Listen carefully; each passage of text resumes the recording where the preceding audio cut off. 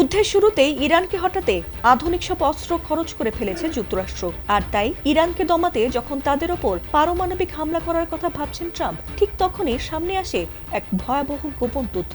তাদের বিশাল অস্ত্র ভান্ডার থেকে 6টি শক্তিশালী পরমাণু বোমা হারিয়ে গেছে। আর সেগুলো এতটাই বিধ্বংসী যে শত্রু দেশ ইরানের হাতে পড়লে উল্টো গোটা আমেরিকাই ধ্বংস হয়ে যাবে। আর সেই দুশ্চিন্তায় এবার ঘুম হারাম হতে চলেছে ট্রাম্পের। যদিও এ নিয়ে নিজের আতঙ্কের বিষয়টি সামনে আসতে দিচ্ছে না ট্রাম্প। তার মতে তারা নিজেরাই যখন এসব বোমা খুঁজে পায়নি, তখন শত্রু দেশগুলো এগুলো আর খুঁজে পাবে না। আর হারানো বোমাগুলো নির্জন কোনো এলাকা বা সমুদ্রের তলদেশে পড়ে আছে। তবে ভয়ের বিষয় হলো সেগুলো মোটেও অকেজো নয়, বরং এখনো সেগুলো ভয়াবহ ধ্বংসযজ্ঞ ঘটানোর ক্ষমতা রাখে। এছাড়াও একটি বড় শহর ধ্বংস করে লাখো মানুষের প্রাণহানি ঘটানোরও সক্ষমতা আছে এসব বোমার।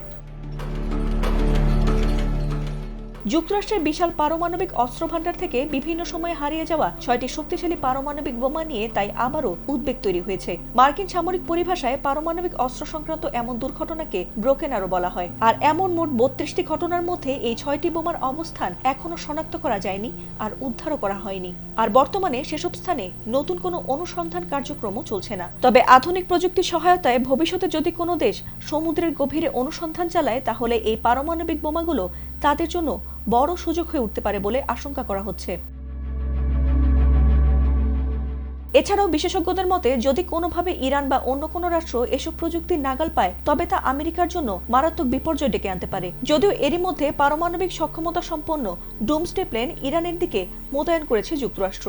তবুও যতদিন পর্যন্ত এই 6টি নিখোঁজ পারমাণবিক বোমাগুলো খুঁজে না পাওয়া যাবে, ততদিন পর্যন্ত দুশ্চিন্তায় থাকতে হবে মার্কিন প্রেসিডেন্ট ডোনাল্ড ট্রাম্পকে।